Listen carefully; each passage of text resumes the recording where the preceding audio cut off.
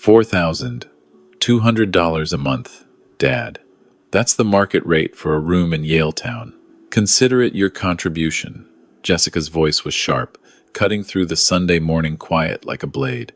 She stood in the doorway of what had been my room for the past 18 months, arms crossed, that expression she wore when closing a deal. I looked up from the book I'd been reading, one of Linda's old favorites that I'd been working through since she passed. My son David sat on the couch behind Jessica, staring at his phone, jaw tight. He wouldn't meet my eyes. Your contribution, I repeated slowly. The words tasted bitter. Yes. Jessica stepped into the room, her heels clicking on the hardwood. David and I are tired of subsidizing your retirement. You're perfectly healthy. You could get a job, rent your own place. Instead, you're here, taking up space we could be using. Space you could be using. My home office, Jessica gestured broadly. I'm up for partner at Mackenzie Holloway this year. I need a professional workspace, not a guest room with your stuff everywhere. I see. I closed the book carefully, running my hand over the worn cover. Linda had written her name inside, decades ago, in her careful script. And David? What does David think? My son finally looked up, his face flushed. He opened his mouth, closed it. Jessica turned to him, eyebrows raised, waiting. Dad. David's voice was quiet. It's not personal. It's just, we're planning for our future. Jessica's career is taking off.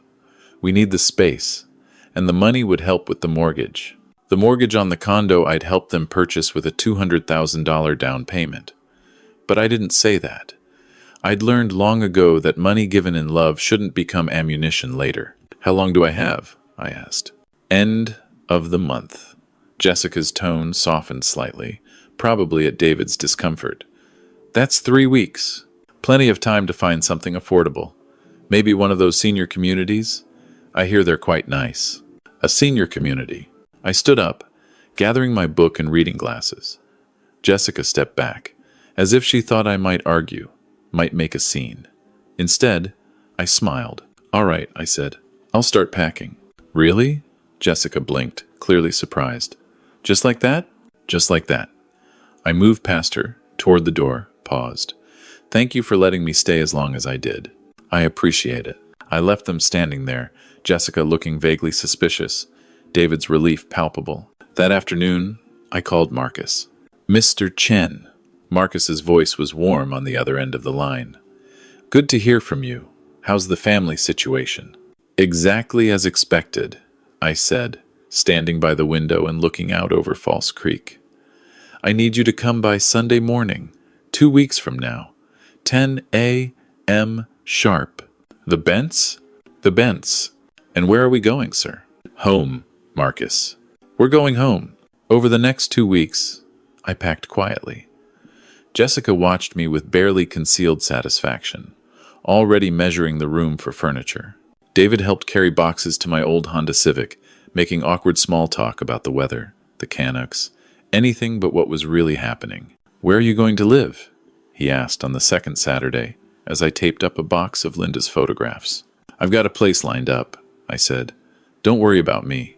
Dad, if you need help with first month's rent or anything, I don't. But thank you for offering. He lingered in the doorway. That same lost expression he'd had as a boy when he wanted to say something but couldn't find the words. I wanted to tell him then. Wanted to sit him down and explain everything. The truth he'd somehow never quite understood despite being there for pieces of it. But the time for that had passed. He'd made his choice. Now he'd learned the hard way.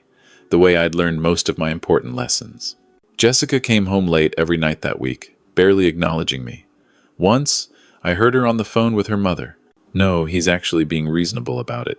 Quite civil, really. Yes, Mother, I know it sounds harsh, but David's too soft with him. Someone had to take charge. We can't carry him forever just because he's David's father. Carry me. The woman who'd grown up in Shaughnessy, who'd never worried about money a day in her life, thought she was carrying me. I finished packing Thursday evening. Everything fit into 8 boxes and 2 suitcases. 53 years in Canada, compressed into containers. I'd already arranged for Linda's paintings. her jewelry, her collection of vintage cameras to be moved to climate-controlled storage. The truly valuable things, the things Jessica would never understand the worth of. Friday night, David tried one last time. "Dad, are you sure about this? You don't have to leave. We could figure something out."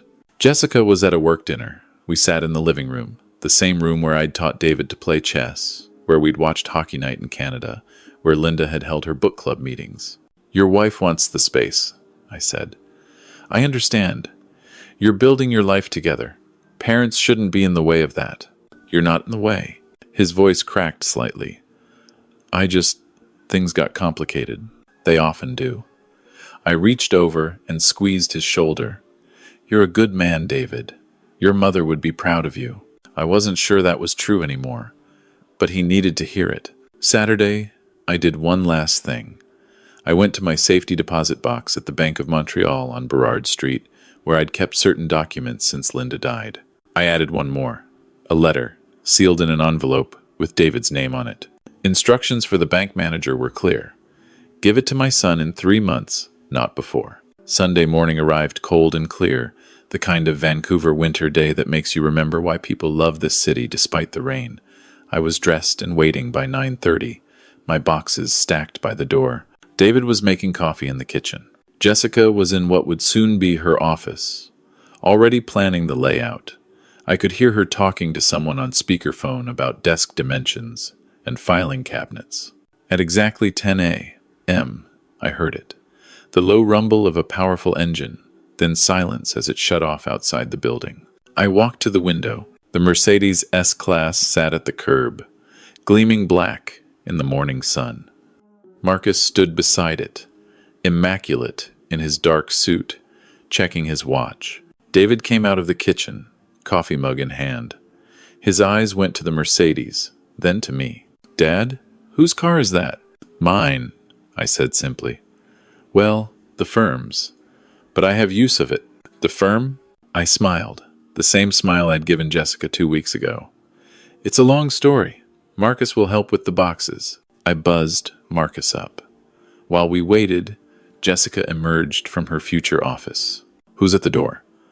Then she saw the Mercedes through the window.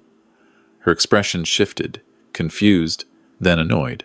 "Dad, if you hired some expensive car service to make a point..." The elevator chimed. Marcus stepped out, and I saw Jessica's face change again. Marcus didn't look like a hired driver. He looked like what he was: executive protection, former RCMP, dressed by Harry Rosen.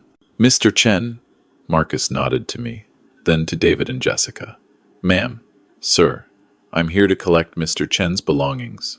"I'll get the boxes," I said. But Marcus was already moving, efficient and professional. Jessica watched, her lawyer's mind clearly working, trying to piece together what was happening. David, meanwhile, stood frozen, his coffee forgotten. It took Marcus 3 trips. On the last one, as he carried my suitcases, I turned to David and Jessica. "Thank you for letting me stay," I said. "I hope the office turns out beautifully, Jessica. I'm sure you'll make partner. You're very driven." "Dad, wait." David finally found his voice. "Where are you going? What firm? What's going on?" "Home," I said. "I'm going home, son." I walked out before he could ask anything else. Marcus held the door open. I slid into the back seat, the leather soft and familiar. Through the tinted window, I could see David and Jessica on the sidewalk, David trying to follow us out, Jessica holding him back, both of them staring.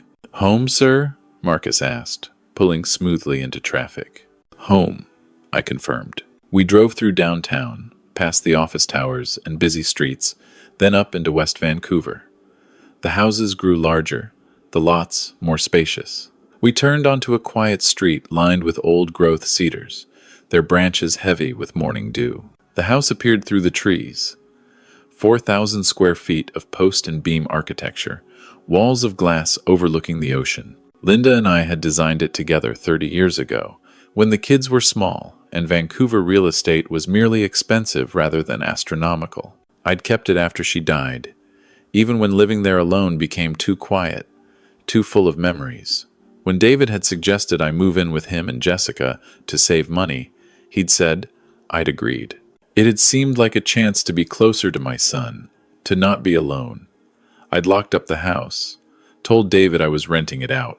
I hadn't mentioned it was rented to a very quiet tenant who happened to be a trust in my name. Marcus pulled into the circular driveway. "Welcome back, sir." "Thank you, Marcus. Take the rest of the day. I'll see you Monday morning." He nodded, helped carry my boxes inside, then left in his own car, parked discreetly in the garage. I stood in the foyer, breathing in the familiar scent of the house, cedar and ocean air. Linda's lavender sachets still tucked in closets. Everything as I'd left it, maintained by the housekeeping service that came twice a week. My phone buzzed. "David." I let it ring. It buzzed again and again. On the fourth call, I answered. "Dad, where are you? What's going on? Whose car was that?" "I'm home, David, safe and sound." "Home where?" "Dad, you need to tell me what's happening. That car, that man. How did you afford that?" "I didn't afford it, son. The firm provides it. Transportation for partners." Silence on the line. "Then what firm?" "Chen and Associates." "Well, that's what it was called when I founded it. These days it's Mackenzie Holloway Chen. Has been for 23 years since we merged. I'm the Chen in the name, David, the founding partner." More silence. Longer this time. "That's Jessica's firm," David said finally, his voice strange. "Yes," I said. "It is." You're a partner at Mackenzie Holloway?" "The senior partner, actually. I started that firm in 1987, when you were 2 years old. Immigration law initially. Then we expanded into corporate and commercial work. Your mother handled the finances while I built the practice. By the time we merged with Mackenzie Holloway in 2002, we had 40 lawyers and offices in Vancouver, Toronto, and Calgary. Dad, that's... Jessica works there. She talks about the founding partners. She's never mentioned you. I go by Robert Chen professionally. You've always called me Dad, so you wouldn't have connected it. And I semi-retired 5 years ago, after your mother died. I'm not in the office much anymore. Mostly board meetings, strategy sessions. But I'm still very much involved in major decisions. Like partnership decisions. I could hear David breathing on the other end, processing. "Dad, why didn't you tell me? All these years, you never..." "I tried, David. When you were 22, about to finish your engineering degree at UBC, I offered you a position, not as a lawyer, but on the business development side. You said you wanted to make your own way, that you didn't want favors from your father." "I remember," David said quietly, "but I thought you worked in immigration law. I thought it was a small practice. I let you think that. You wanted to be independent, and I respected that. But I also wanted you to learn the value of building something yourself. So I stepped back. I lived modestly. I let you believe what you believed." "The Honda Civic," David said. "The modest clothes. Living with us. The Civic is convenient for short trips. The clothes are comfortable. And living with you was a chance to spend time with my son. Until it became clear that your wife saw me as a burden to be managed." "Dad, I didn't know she was going to." "Didn't you?" I kept my voice gentle. "You sat there, David. You let her speak for both of you. You couldn't even look at me." Silence again. Then, quietly, "I'm sorry." "I know you are," I said. "We'll talk more, but not today. Today, I need to be alone with your mother's memory. In our home. Can I come see you?" "Soon," I said. "But not yet." I ended the call. The rest of Sunday passed quietly. I unpacked Linda's photographs, setting them back in their familiar places. I sat in my study, looking out at the ocean, watching container ships move slowly across the horizon. Monday morning, Marcus picked me up at 8. I dressed in one of my good suits, canali, charcoal gray, Italian leather shoes, the watch Linda had given me for our 30th anniversary. Board meeting at 9:30, Marcus reminded me as we drove downtown. "Miss Reeves wants to discuss the partnership committee's recommendations." "Yes," I said. "I'm very interested in those recommendations." Mackenzie Holloway Chen occupied 3 floors in one of Vancouver's premier office towers. The reception area on the 24th floor was all glass and steel, the firm's name in brushed metal letters behind the reception desk. "Mr. Chen," the receptionist said, smiling. "Good to see you. Miss Reeves is expecting you in the boardroom." "Thank you, Stephanie." I took my time walking through the office. Several associates nodded respectfully. A few of the younger ones didn't recognize me, which was fine. I'd been mostly absent since Linda died, and the firm had grown. The boardroom was at the end of the hall, floor-to-ceiling windows overlooking Cole Harbor. Sarah Reeves, managing partner, stood as I entered. "Robert." She came around the table to shake my hand. "Good to have you back. We've missed your presence." "Thank you, Sarah. The firm looks well." "We're doing well?" "Up 12% from last year."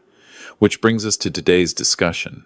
"Partnership recommendations," I said, taking my seat at the head of the table. "Yes." Sarah pulled out a tablet, swiping through files. "We have 5 candidates up for consideration this year. 3 are straightforward, excellent track records, unanimous support from their departments. And the other 2? Sarah hesitated. "One is Adam Richardson from our litigation group. Solid lawyer, but some concerns about client relationships. The partnership committee is split." "And the second?" "Jessica Crawford. Corporate law. She's been with us 6 years. Good billable hours, strong technical skills. Her mentor, Patricia Hayes, is pushing hard for her. But Patricia is retiring next year. Some of us wonder if Jessica's ready. She's ambitious, no question, but there are questions about judgment. She burned some bridges during the Henderson merger last year, and there have been complaints about her management style with junior associates. Several have requested transfers out of her files." "I see. What does the committee recommend?" "Hold off for another year. Let her develop more maturity." "And what does Jessica think her chances are?" Sarah's expression was wry. "She thinks it's guaranteed. According to Patricia, Jessica's already planning her new office." I nodded slowly. "When is the partnership committee presenting their recommendations?" "Friday afternoon. Full board vote is scheduled for Monday." "I'd like to see Jessica's file," I said. "Complete review, all performance evaluations, client feedback, everything." "Of course." Sarah made a note. "May I ask why the special interest?" "Personal curiosity," I said. "I've heard her name mentioned. I'd like to form my own opinion." The rest of the meeting proceeded normally. After it concluded, Sarah walked me back to the elevator. "It's good to have you engaged again, Robert," she said. "The firm needs your wisdom." I smiled. Sometimes wisdom is just experience with better marketing. Tuesday afternoon, I reviewed Jessica's file. Marcus had picked it up from Sarah's office, a thick folder that represented 6 years of work. The picture that emerged was complicated. Jessica was undeniably talented. Her legal work was thorough, her research impeccable. She billed long hours, brought in decent clients from her family connections. But the pattern in her evaluations was clear. Brilliant but difficult.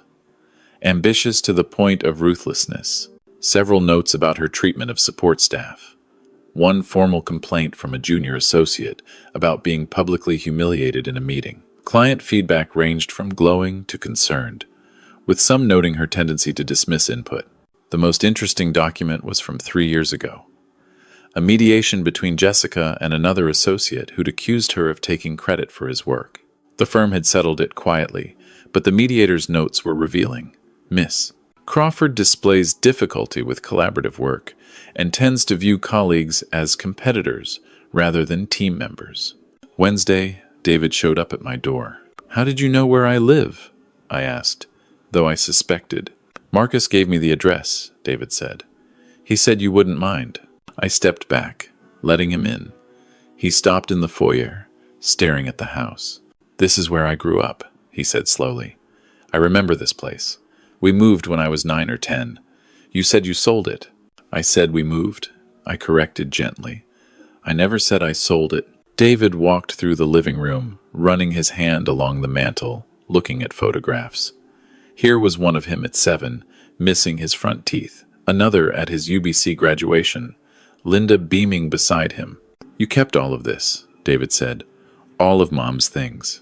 Of course I did, I said. This was her home.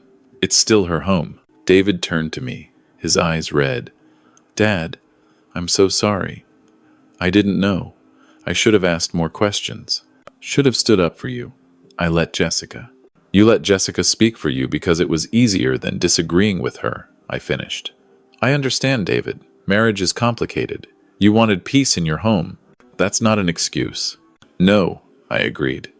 It's not. We sat in the living room, the afternoon light slanting through the windows. The view stretched out before us, the ocean glittering. Jessica doesn't know yet, David said, about you being at the firm. She'll find out soon enough. She's been so confident about making partner this year. She's already planning how to redecorate her office. I know, I said. I've read her file. David's head snapped up. You're on the partnership committee? I'm the founding partner, David. I'm on every committee that matters. Oh, God. David put his head in his hands. She's going to lose her mind. What Jessica does with this information is her choice, I said. Just as it was her choice to treat me as a burden, as dead weight, I believe she said. David flinched. I heard that. I should have said something. Yes, I said. You should have. We sat in silence for a moment. Then David asked, quietly, What are you going to do? About what? About Jessica's partnership application. What do you think I should do? Dad, don't. Don't make me. I'm not making you do anything, I interrupted. I'm asking your opinion. What does your wife deserve, based on her professional merit and her character? David was quiet for a long time. Finally, he said, I don't know if she's ready. She works hard, but she's not always kind. Not to people she sees as beneath her. Beneath her, I repeated. Like your father was beneath her? Yes, David whispered. Then you have your answer. David left shortly after, looking smaller somehow, diminished. I felt sorry for him. He'd made bad choices, yes, but he was still my son. He'd learn from this, or he wouldn't. That was up to him. Friday afternoon, I attended the partnership committee presentation. The boardroom was full, all 12 board members present. Sarah Reeves led the discussion, going through each candidate. Adam Richardson, from litigation, was approved with minimal discussion. The concerns about his client relationships addressed with a mentorship plan. Then came Jessica Crawford. Patricia Hayes stood to present her case, passionate and persuasive. She detailed Jessica's accomplishments, her billable hours, her technical expertise. When she finished, Sarah opened the floor for discussion. I raised my hand. Robert, Sarah said, you have thoughts? I've reviewed Miss Crawford's file thoroughly, I said. There's no question she's technically proficient. However, I have significant concerns about her judgment and character. The room went very quiet. Patricia Hayes's face tightened. With respect, Robert, Patricia said carefully, you haven't been active in the firm for several years.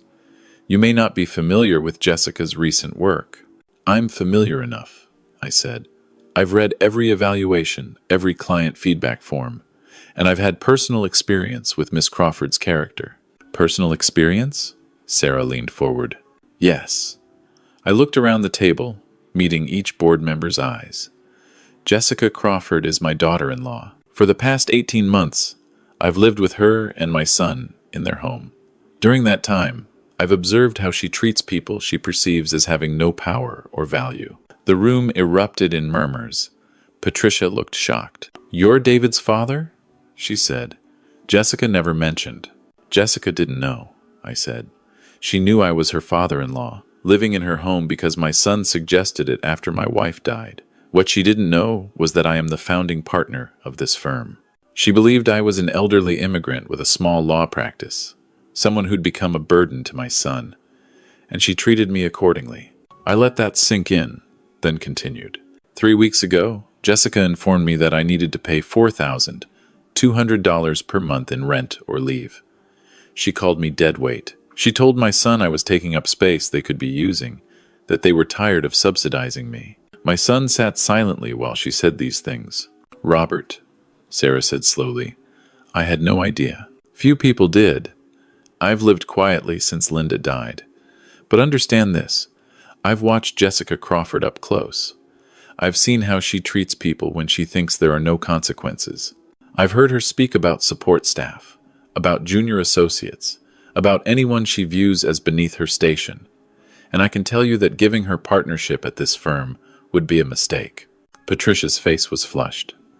That's completely inappropriate. You're letting personal grievances influence a professional decision. Am I? I opened the file folder I'd brought, because here I have 3 complaints from support staff about Miss Crawford's treatment. Here's an evaluation noting her difficulty with collaboration. Here's a client who expressed concern about her dismissive attitude toward his questions. These aren't personal grievances, Patricia. They're patterns. Patterns I've witnessed firsthand. The board members were passing papers, reading, whispering to each other. I continued, partnership isn't just about billing hours and winning cases. It's about representing this firm's values. It's about how we treat people, all people, not just those who can advance our careers. Jessica Crawford may be a good lawyer, but she is not ready to be a partner in this firm. I sat back. Sarah looked at Patricia. Patricia, I think we need to defer this decision. The board needs time to review these concerns properly. This is vendetta, Patricia said, her voice shaking. Personal revenge. It's accountability, I corrected. And it's my responsibility as a founding partner to ensure we maintain our standards. The vote, when it came, was not even close. Jessica's partnership was deferred for at least 1 year, pending improved performance reviews and completion of a leadership development program. As the meeting broke up, Sarah approached me. That took courage, she said. Though I suspect there's more to this story. There usually is, I agreed. That evening, my phone exploded with messages. David called 6 times. I didn't answer. Finally, around 9, he sent a text. Dad, Jessica knows. She's destroyed. Please call me. I replied simply, we'll talk Monday. Saturday morning, Jessica herself appeared at my door. She looked terrible, her hair pulled back, no makeup, wearing sweatpants and a hoodie. I'd never seen her look so small. I didn't answer the bell. I watched through the security camera as she stood there, rang again, then finally sat down on the front step. She stayed there for 20 minutes before leaving. Sunday, David tried again. This time, I answered. Please, Dad. Please, can we talk? Jessica wants to apologize. She's devastated. I'm sure she is, I said. But I'm not ready for that conversation yet. Dad, she didn't know. If she'd known who you were, if she'd known I had power and money, she would have treated me differently. I understand. That's precisely the problem, David. She made a mistake, a terrible mistake. But does it have to cost her everything? I haven't cost her everything, I said. She still has her job, her salary, her career. She simply didn't get a promotion she thought she deserved. That's not everything, David. That's entitlement meeting reality. You're punishing her. I'm holding her accountable. There's a difference. Please, David said, and his voice broke. Please don't do this. She's my wife. I love her. Then you should have loved her enough to teach her basic human decency, I said, and immediately regretted the harshness. But it was said. David was quiet for a long moment. Then, you're right. I should have stood up to her about a lot of things, about how she talked about people, about how she treated you. I was weak, and I'm sorry.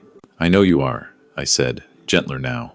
David, I'm not trying to destroy your marriage, but I am trying to teach your wife something she should have learned long ago. You don't get to treat people as disposable just because they can't fight back. Will you at least see us? Talk to us? In time, I said, but not yet. I need you to sit with this for a while, both of you. 2 weeks passed. I went to the office occasionally, had coffee with Sarah, reviewed cases. Life moved forward. Then, one evening, there was a knock at my door.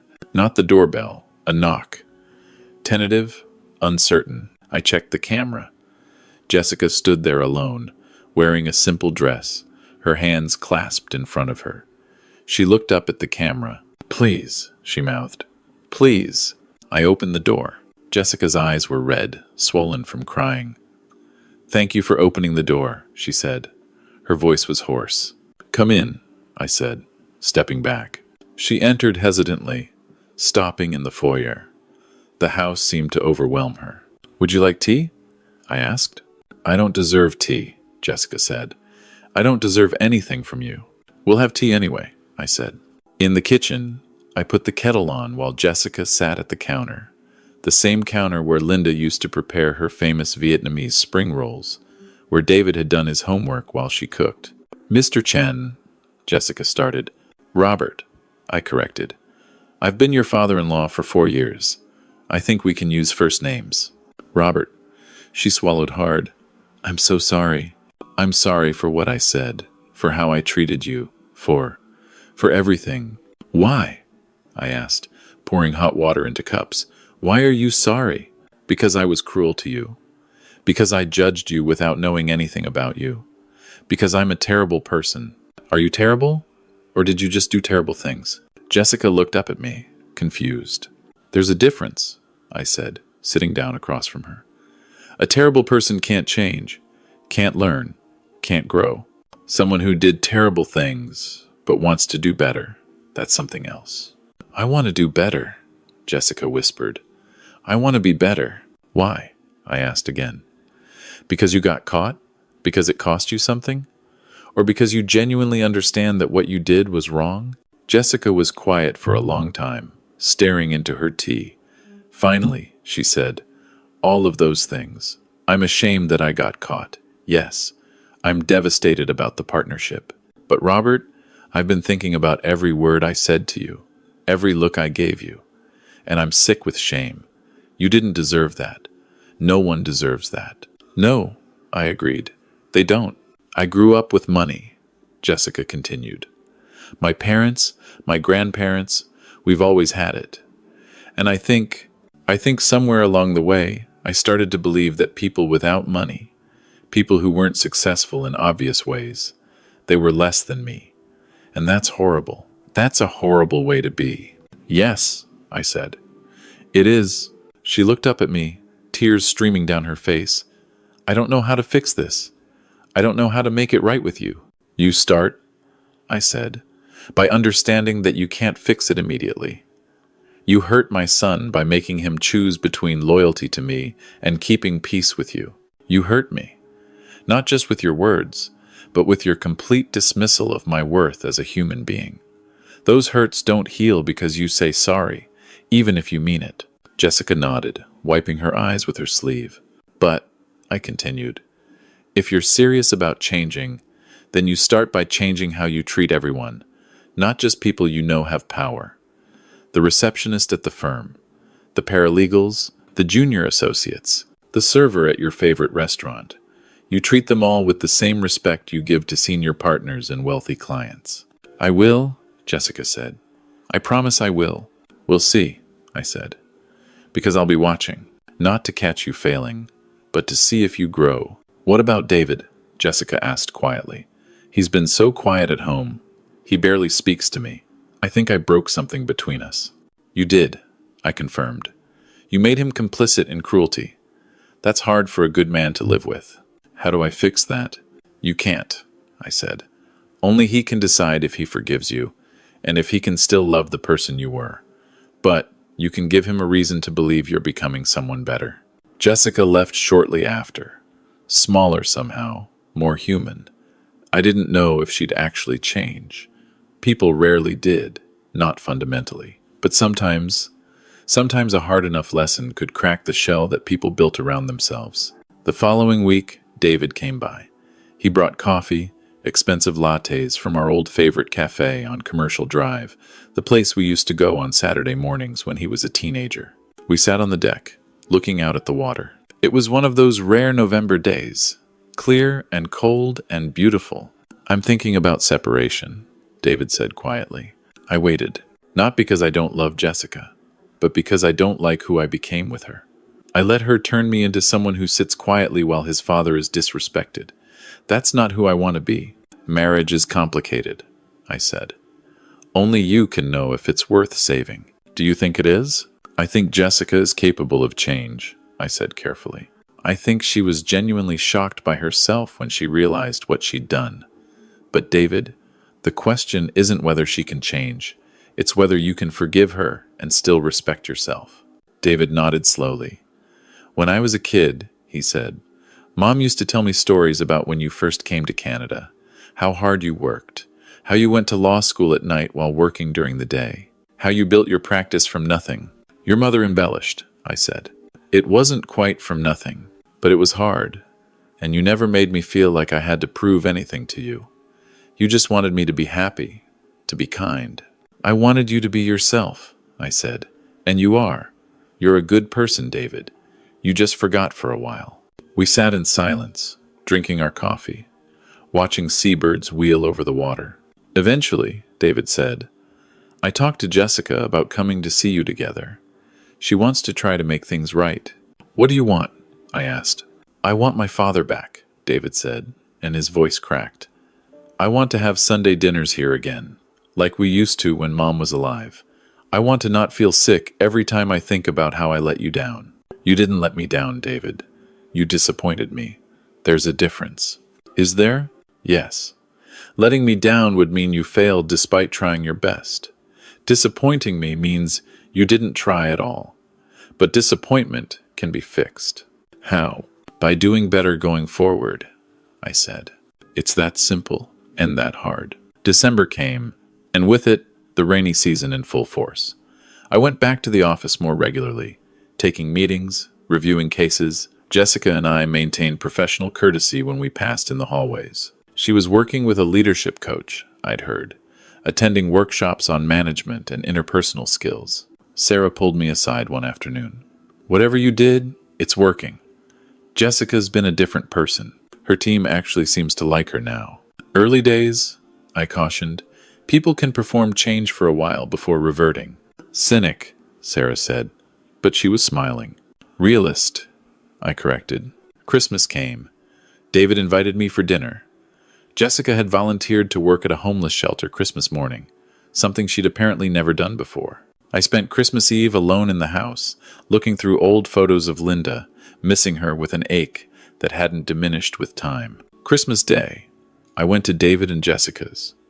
The condo felt different somehow, quieter, more thoughtful. Jessica answered the door. Welcome, Robert, she said. No, not said, asked.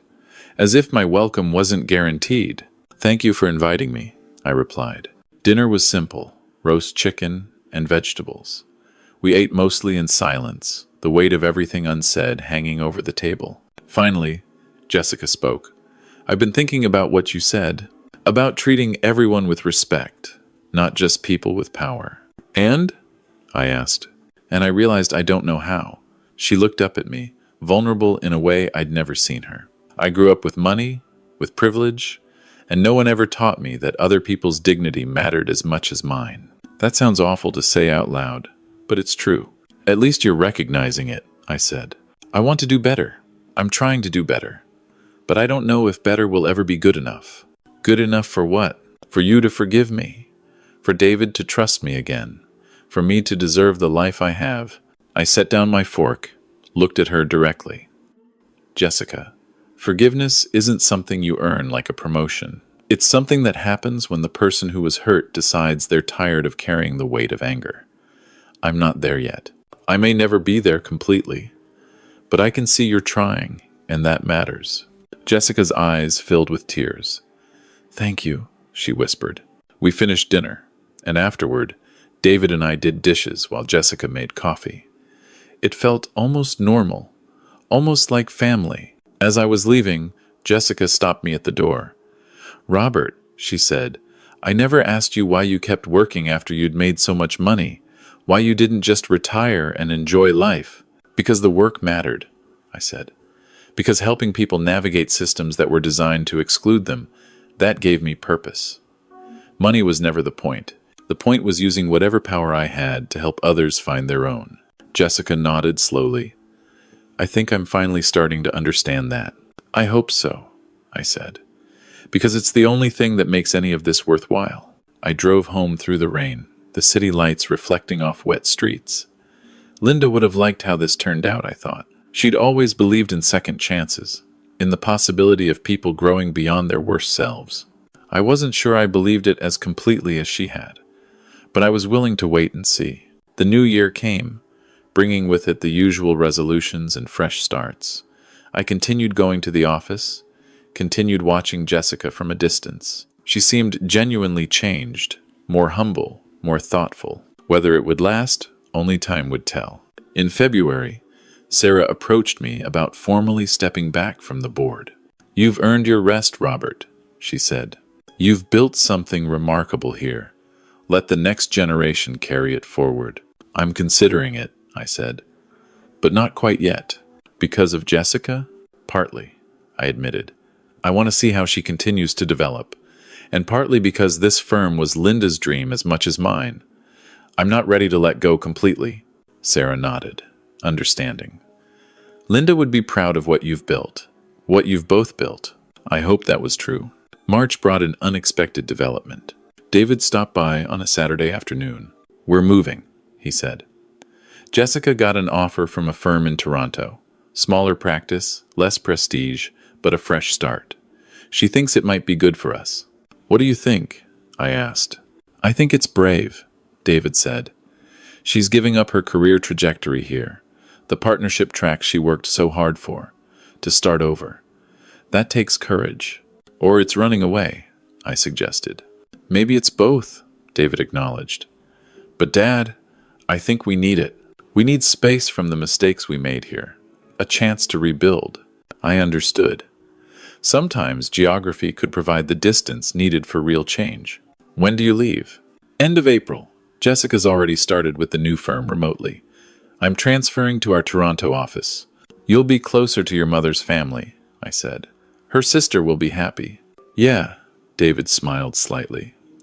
"Aunt May's already planning to mother us aggressively." We sat quietly for a moment. Then David said, "I'm going to miss you, Dad." "Vancouver to Toronto isn't that far," I said. "I'll visit. And you'll come back." "It won't be the same." "No," I agreed.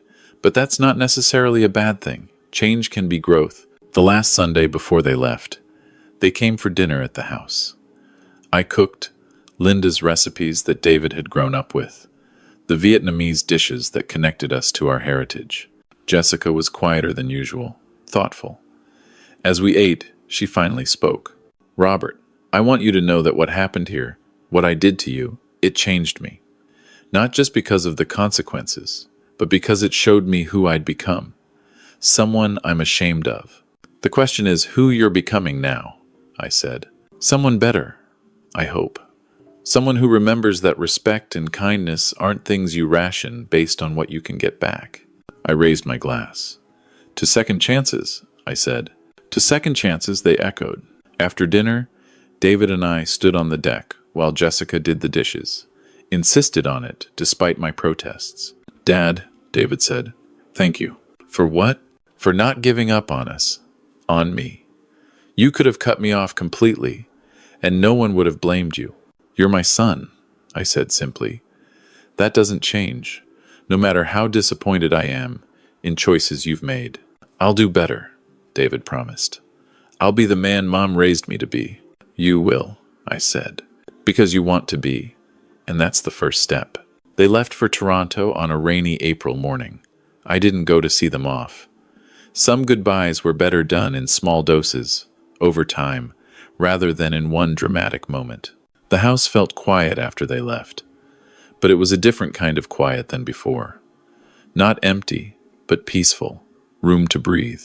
I continued my work at the firm, mentoring younger lawyers, attending board meetings, staying engaged. Jessica's position was eventually filled by another candidate, someone who'd been passed over the previous year. He was quieter than Jessica, less flashy, but solid, patient, kind to the staff. In June, David called. "Dad, I have news." "Good news, I hope." Jessica made a pro bono case, a refugee family fighting deportation. She won. The lawyer she was working against said he'd never seen someone fight so hard for clients who couldn't pay. I felt something warm in my chest, something that might have been pride. "That's good work," I said. She told me it reminded her of why she became a lawyer in the first place, before it all became about prestige and money.